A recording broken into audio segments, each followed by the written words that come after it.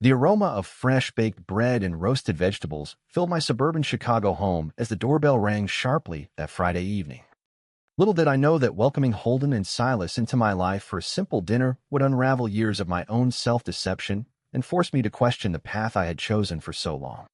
I wiped my hands on a dish towel and opened the door to find them standing there with a bottle of red wine and warm smiles that immediately put me at ease yet stirred something deeper inside me. "Ethan," I said, extending my hand to Holden first, then turning to Silas. "Come on in, guys. My wife Laura is just finishing up in the kitchen."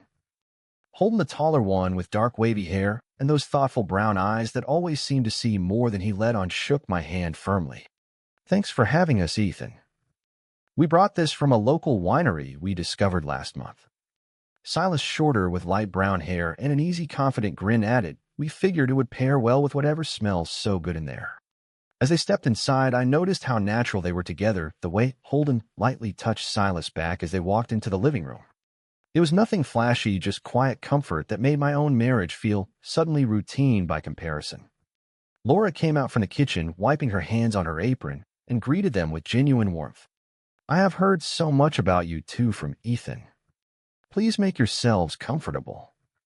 We sat around the dining table, the candles flickering softly, and the conversation flowed easily. At first, work stories, neighborhood news, the kind of small talk that fills the gaps when people are still feeling each other out. I had known Holden casually through work connections for years, but this was the first time I had invited him and his partner over. Something about a recent team-building event where he mentioned their life in the city had made me curious enough to reach out. As we passed the salad bowl, Silas asked about my kids, and I told him about the boys' soccer games and school plays, the usual parent stuff. Holden listened intently, then said, "That sounds like a full life, Ethan. We do not have kids yet, but we talk about it sometimes." The way he said it with a glance at Silas made me pause. There was no hesitation, no apology, just honest openness. I realized then that I had invited them partly to prove to myself how open-minded I was, but now sitting here I felt the first crack in that facade. After the main course, Laura excused herself to check on dessert, and the room grew quieter. I cleared my throat and said, "I have always wondered how you two met.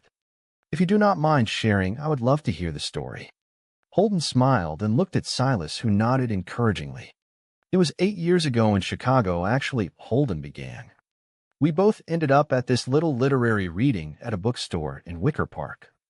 I was there because I had just moved from Texas, trying to escape the weight of everything back home, and Silas was volunteering as a host. The moment I saw him standing there chatting with guests, I felt this pull, like the room tilted a little." Silas chuckled. "I remember noticing you two. You had that nervous energy, like you were trying to blend in, but stood out anyway." We started talking about the author and somehow ended up debating whether fiction could ever capture real-life pain better than silence. By the end of the night, we exchanged numbers, and that was it. Our first date was 2 days later at a small cafe near the lake. "I was so anxious," Holden continued. "Growing up in a small town in Texas where being different was not just frowned upon, but actively discouraged, I had spent years pushing those feelings down. Dating a guy felt like stepping off a cliff. But Silas made it feel safe. We walked along the shore after coffee, and he asked about my family, my art, my dreams. No judgment, just curiosity. I told him things I had never said out loud before. As he spoke, I found myself leaning forward, my fork forgotten on the plate. The way he described that early connection, it was raw and real, not some fairy tale, but two people choosing each other despite the world." Silas picked up the thread. "For me, it was different. I grew up in a more accepting family in upstate New York, but even then there were layers. My dad was fine with it in theory, but worried about the practical stuff, jobs, relationships, the outside world. Meeting Holden felt like finding someone who understood the quiet battles we all fight inside. We took it slow at first, coffee dates, long talks, late-night texts. But every time we were together, it built this foundation of trust that I had never experienced." Holden nodded. "Yeah, and then came the day we decided to make it official. I remember driving back from a weekend trip up north and pulling over on the side of the road just to say it out loud. 'I love you, and I want this to be real.'" Silas reached across the table and squeezed his hand briefly, a gesture so casual yet loaded with meaning. That was the start, but it was not all smooth. The world has a way of testing what you build. I felt a strange tightness in my chest listening to them. My own life with Laura had been steady, comfortable, the kind of love built on shared responsibilities and years together. But hearing their story made me wonder when was the last time I had looked at her that way or taken a risk just to be close. The candlelight danced on their faces, and I realized the evening was just beginning. They had only scratched the surface, and already I was seeing my reflection in their words in ways I was not ready for. As Laura brought out the dessert, the conversation shifted, but the hook was set.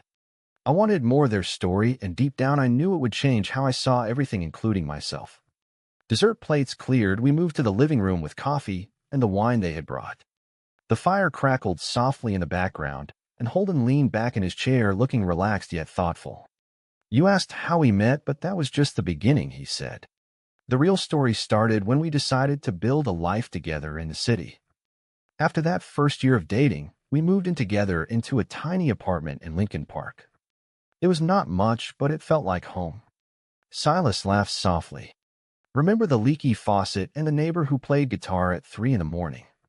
We turned it into adventures, though." Holden nodded. "Those early days were full of discovery. I was working as a junior architect back then, pouring everything into designs that felt like extensions of myself. Silas was teaching high school English, helping kids find their voices while I was still searching for mine. We supported each other through the little things, late nights at the drafting table for me, grading papers for him. But underneath it all, I was still wrestling with who I was. Coming from Texas, where Sunday dinners meant church and questions about when I would settle down with a nice girl, it was like carrying an invisible weight. I had come out to a few friends in college, but never fully to family. Silas was patient. He never pushed, but he listened when the doubts crept in at night. I would wake up sometimes staring at the ceiling, wondering if I was making a mistake, if this happiness was temporary. One weekend, we drove out to a state park just to get away. We hiked trails, talked about dreams, and for the first time I told him about the letters I had written to my parents but never sent. He held my hand and said, "Whenever you are ready, I am here." That moment shifted something in me. It was not about grand gestures, but the steady presence that made me believe I could face what came next. As they spoke, I glanced at Laura, who was listening with soft eyes. She had always been the steady one in our marriage, the planner, the caretaker. But had I ever been that for her in the same way? Holden's voice pulled me back. "We started coming out to our close circle first. My best friend from college was thrilled, threw us a little party. Silas' friends from the school were supportive too. It felt liberating, like shedding old skin. But the joy came with its own challenges. Microaggressions at work for me, comments about my personal life that were never quite direct but always there. For Silas, it was parents at school events who would pull their kids away after seeing us together at a fundraiser. We learned to navigate it together, building resilience one conversation at a time. I remember the night we decided to host our first dinner party. Just friends, but it felt huge. We cooked together, laughed over burnt edges, and when everyone left, we sat on the couch exhausted but happy. That is when I knew this was not just dating. This was building something that could last. Silas added, his voice steady. For me, the growth was in learning to be vulnerable. I had always been the outgoing one, the one who helped others, but with Holden, I let myself lean. When my mom had concerns about us moving so fast, he was the one who helped me talk it through without defensiveness. We grew together, figuring out how to blend our worlds. The city became our backdrop for that growth. Walks along the lakefront where we would people watch and imagine futures. Quiet mornings with coffee where silence was comfortable. But even in the good times, the past tugged. Holden would get calls from home and his face would change. I started noticing my own patterns too. How I avoided certain topics with my brothers or old friends, how I kept parts of myself compartmentalized. Listening to them, I felt a quiet unease rising. My life looked perfect on paper: successful job, beautiful family, stable home. Yet here were two men describing a bond forged in honesty that made my own relationships feel surface level. The fire popped, and Holden continued. After about 2 years, we took a big step. I decided to visit my family in Texas and introduce the idea of us. It did not go as planned, but that is another chapter. Silas reached over again, that small gesture speaking volumes. We faced it as a team. The room felt warmer, somehow their story wrapping around us all. I poured more coffee, my hand steady, but my mind racing. Their words were planting seeds of doubt about the choices I had made, the walls I had built. As the evening deepened, I knew the hardest parts were still to come, and I was no longer sure I wanted to stay the same man by the end of it. The clock ticked past 9. The conversation had settled into a rhythm that felt almost intimate. Holden set his cup down and leaned forward, his eyes distant, as if pulling memories from a place he did not visit often. So that trip to Texas. It was supposed to be a simple visit to test the waters. I had not been home in over a year, and my mom kept asking when I would bring someone special. Silas and I talked about it for weeks. He offered to come, but I thought it would be better to ease them in. Big mistake. I flew down alone, rented a car, and drove the familiar roads to our family ranch outside Austin. The house smelled the same, like fresh bread and leather. Mom hugged me tight. Dad shook my hand firmly. We sat on the porch that first evening, beers in hand, and I tried to find the words. Finally, I said, "There is someone I have been seeing. Someone important." Dad asked her name, and I took a deep breath. "His name is Silas." The silence that followed was heavy. Mom looked confused at first, then concerned. Dad set his beer down slowly, his face hardening. "Son, that is not the life we raised you for." It went downhill from there. Accusations, questions about what went wrong in my childhood, prayers offered like fixes. I left the next morning earlier than planned, my chest tight with a mix of anger and grief. When I got back to Chicago, Silas was waiting at the airport. He did not say, "I told you so." He just held me in the car while I let it all out. That rejection cut deep, but it also clarified what mattered. Silas' voice was calm as he continued the tale. My own family was different, but not without its hurdles. When I brought Holden home for Thanksgiving, my dad pulled me aside. He said he supported us, but worried about the world being cruel. My mom was warmer, baked extra pies, asked about our jobs. It was acceptance with conditions. We appreciated it, but it highlighted the gap between our experiences. Back in Chicago, we leaned on each other harder. I started therapy to process the Texas trip. Holden joined a support group for queer professionals. Those months tested us. There were nights I came home from work exhausted from hiding parts of myself at the office, and he would be there with dinner ready, no questions until I was ready to talk. One evening, after a particularly rough day where a client had made a veiled comment about my lifestyle, I snapped at him over something small. He did not fight back. He just said, "I see you, and I'm not going anywhere." That kindness broke something open in me. We started planning more intentionally. Weekend getaways to recharge, dates that reminded us why we chose each other. But the outside world kept knocking. A neighbor once asked if we were brothers. Another time at a community event, someone crossed the street when they saw us holding hands. We laughed it off, but it accumulated like small cuts. Through it all, our bond deepened. Holden found his voice in his work, creating spaces that felt inclusive. I focused on my students, the ones who reminded me of my younger self struggling to fit in. We volunteered together at a local LGBTQ center, helping with youth programs. Those experiences gave us purpose beyond our little apartment. As they described this period, I felt my own memories stirring. My brother had come out years ago, and I had responded with awkward support but never real engagement. I had told myself it was his life. Now, hearing Holden and Silas, I wondered if my distance had been fear disguised as tolerance. Laura noticed my quiet and squeezed my knee under the table. The story continued with more layers. A misunderstanding arose when Silas helped a student through a tough time, and I got jealous thinking it was more. We talked it through late into the night, realizing it stemmed from my insecurities about being enough. That conversation led to a stronger commitment. We decided to make our relationship official in every way that mattered to us. No big ceremony, just a quiet promise exchanged on a bench by the lake. It was not perfect, but it was ours. The fire had burned low by now, and their words hung in the air like a challenge. I excused myself for a moment to the kitchen, needing space to breathe.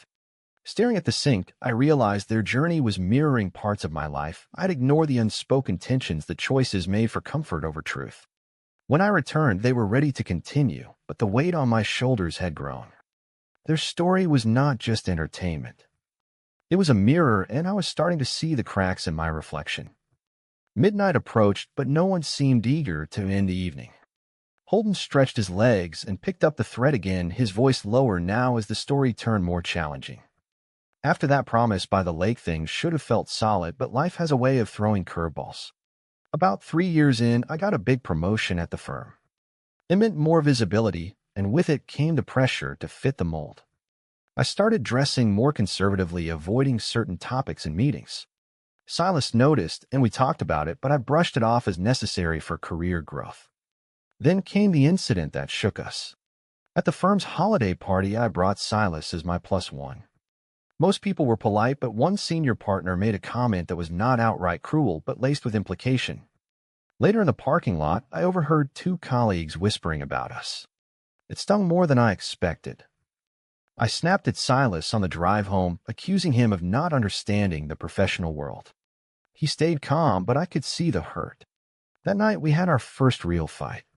Not yelling, but the kind where words cut deep. I said maybe we were moving too fast in public, and he asked if I was ashamed. The silence after was worse than any argument. He stayed out of friends for a week. Those 7 days were hell for me. I threw myself into work, but every evening the empty apartment echoed. I realized how much I relied on his presence, his steady way of making sense of chaos. Silas came back after I called, and we sat down with no distractions. He told me about his own fears, the times he had hidden who he was in high school to avoid bullying. We cried together and promised to face the world as a united front. That reconciliation made us stronger. But the professional pressure did not ease. I faced a subtle backlash at work projects, reassigned comments about team fit. Silas had his own battles at school. A parent complained about a book he assigned that included diverse families. The administration supported him, but the stress built. We started seeing a couples counselor to navigate it all. Those sessions were eye-opening, learning to communicate without defensiveness. Through it all, we found joy in small acts. Cooking new recipes on weekends, volunteering at pride events where we could be fully ourselves. One summer, we took a road trip across the Midwest, stopping at small towns and talking to locals about their lives. It reminded us that connection transcends labels. Listening, I felt my own marriage flash before me.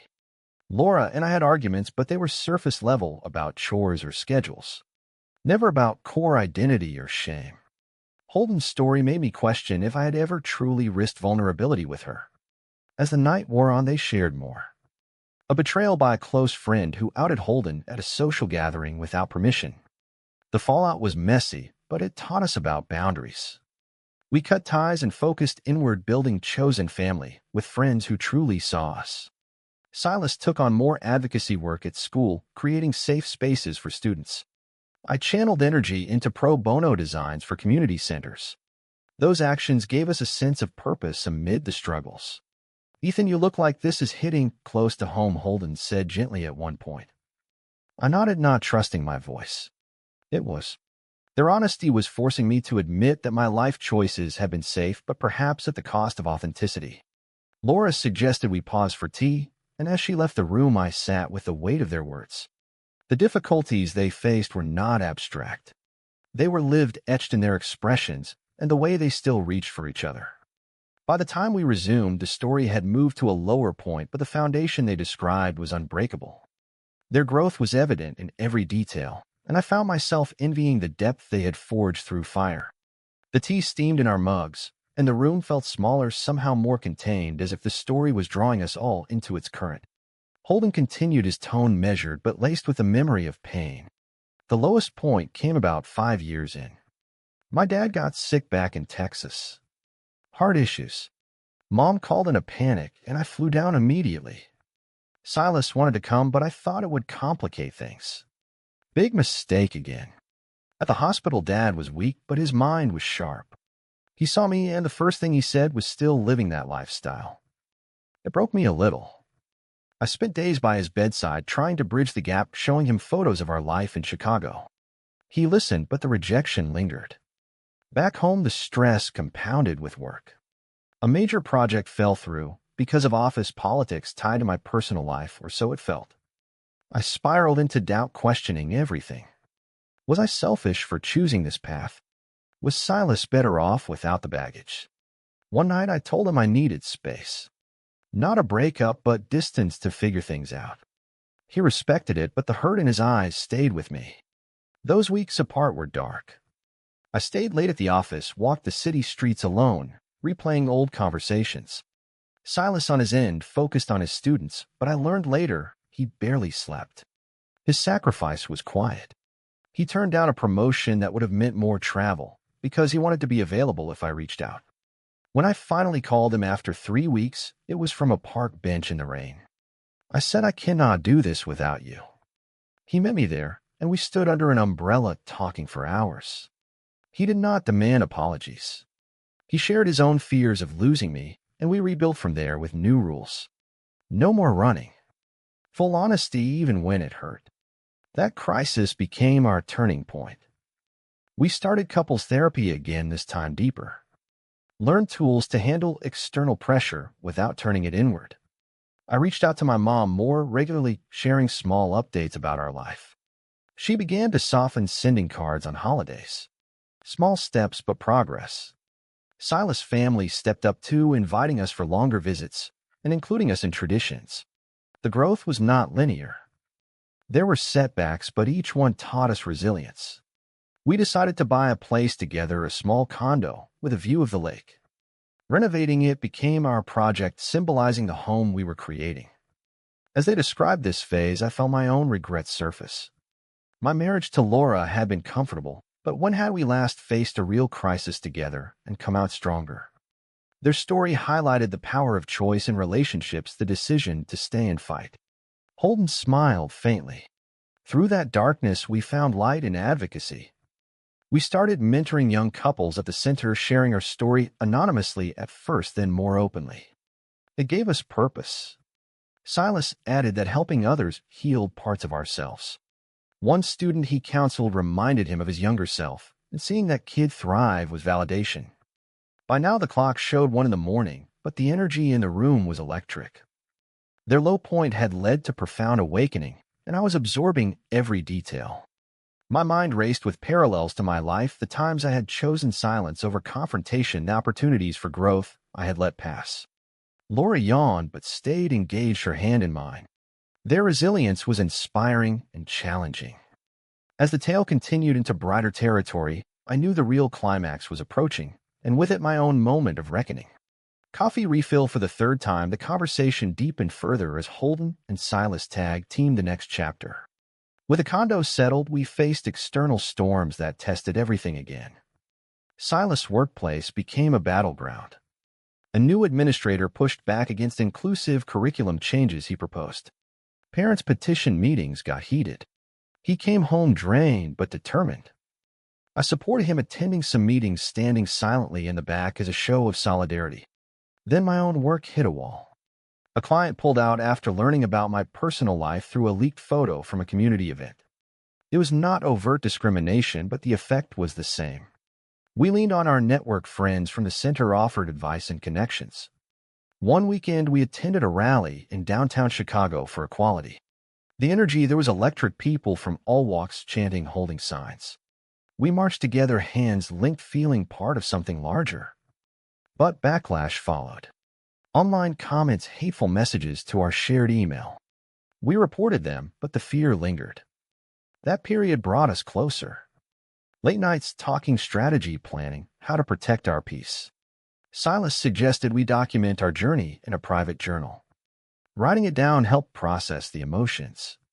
A major misunderstanding arose when an old friend from Texas visited and made passive comments.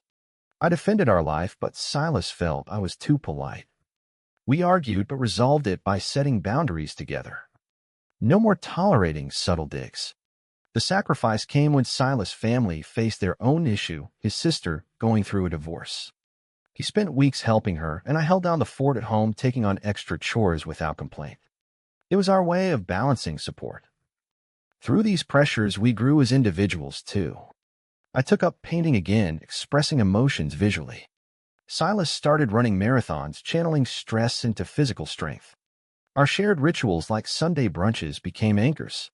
One evening after a particularly tough week, we sat on our balcony, watching the city lights. I turned to him and said, "You are my home. No matter what." That declaration solidified our commitment. As they shared these moments, I reflected on my own family dynamics. My parents were traditional, and I had never challenged their views on much. Their story made me see how avoidance had cost me depth in relationships. The external pressures they described were not distant news stories, but lived realities that forged unbreakable bonds. Laura shared a story from her own work about similar biases, and the room felt united in understanding. The night stretched on their narrative, building momentum toward resolution. I was no longer just listening. I was examining my choices, the safe path I had walked, and wondering what risks I had avoided. Their strength was contagious, and by the end of this file in their tale, I felt the ground shifting under my feet. The early morning hours found us still gathered, the story reaching its emotional peak. Holden's voice grew intense as he recalled the biggest test. My father's health declined rapidly. Another call from Mom, this one urgent. We both went this time, no hesitation. The drive to Texas was long, filled with planning what to say. At the hospital, Dad was frail, but his eyes lit with old fire when he saw us. The confrontation was raw. He asked why I chose this life. I answered honestly about love and authenticity. Silas stood by me, calm and strong, sharing stories of our journey. Mom cried but listened. To our surprise, Dad softened after hours of talking. Not full acceptance, but a crack in the wall. He said he did not understand, but he did not want to lose me. That visit changed dynamics. We stayed a week, helping around the house, talking more openly. Back in Chicago, we processed it together. The relief was immense, but it came with new responsibilities. We decided to get legally married in a quiet ceremony at City Hall. No big party, just us witnesses and a simple lunch after. It felt right, grounding our commitment. Around that time, Silas faced a health scare of his own, minor, but enough to scare us. I was there every appointment, holding his hand. The experience reminded us of life's fragility. We started giving back more, organizing fundraisers for LGBTQ health initiatives. A community event became our high point. We spoke publicly for the first time, sharing our story to a crowd. The applause and hugs afterward validated every struggle. Misunderstandings still happened, but we handled them with the tools we had built. One family member on my side tried to intervene, suggesting therapy to change me. We met it with facts and love standing firm. The growth was visible in how we supported friends through their own journeys. A young couple we mentored reminded us of our early days. Seeing them navigate similar waters reinforced our path. As the climax unfolded in their words, I felt tears prick my eyes. Their sacrifices, the emotional labor, the choices to stay and grow, it all mirrored what I had lacked. My life with Laura was good, but had I ever fought for it the way they did? The legal marriage, the family bridge, the public stand, they took it all with courage that inspired. Laura wiped her eyes too, the story touching her deeply. By the time they described the triumphant courthouse moment after finalizing paperwork for joint assets, I was fully immersed. Their awakening was complete, not perfect, but real. The room was silent for a moment, the weight of their journey settling over us all. I knew then that this dinner had been more than a meal. It was a catalyst, and I was ready for my own change. Dawn light filtered through the curtains as Holden and Silas wrapped up their tale, their voices steady with hard-won peace. After that courthouse day, we settled into a rhythm of quiet strength. We travel when we can, visit family more often now with boundaries in place. My dad and I talk weekly, not about everything, but enough. Silas' students thrive, and he finds joy in their successes. We still face challenges, but they no longer define us. Our love has matured into partnership, advocacy, and deep friendship. Looking back, every difficulty, every misunderstanding, every sacrifice led to this. We are stronger for it, more authentic. Silas smiled at him, finishing the thought. The story we share now helps others and in turn heals us. As they spoke, the final pieces clicked into place for me. Their journey from that first bookstore meeting through rejection crises and triumphs had peeled back layers I had ignored in my own life. I thought of my marriage, the routines that had replaced passion, my distant relationship with my brother, my fear of rocking the boat. Listening to them, I saw how I had hidden parts of myself, not from being gay, but from living fully. The conventional path I chose had come at a cost. That morning, as they prepared to leave, I hugged them both tightly. Thank you, I said, my voice thick. You have no idea what this meant. Laura and I stood at the door watching them drive away. Later that day, I called my brother for the first time in months. We talked honestly, and it felt like breathing again. Over the following weeks, I opened up to Laura about my reflections. We started counseling together, recommitting with new intention. Their story did not change my orientation, but it changed my perspective on courage, honesty, and love. Life in suburban Chicago continued, but I was different. More present, more willing to question and grow. Holden and Silas became close friends. We hosted them again and visited their home. Their light continues to guide. In the end, I learned that growth often comes from unexpected invitations. True or false, facing someone else's truth is the only way to discover your own hidden self.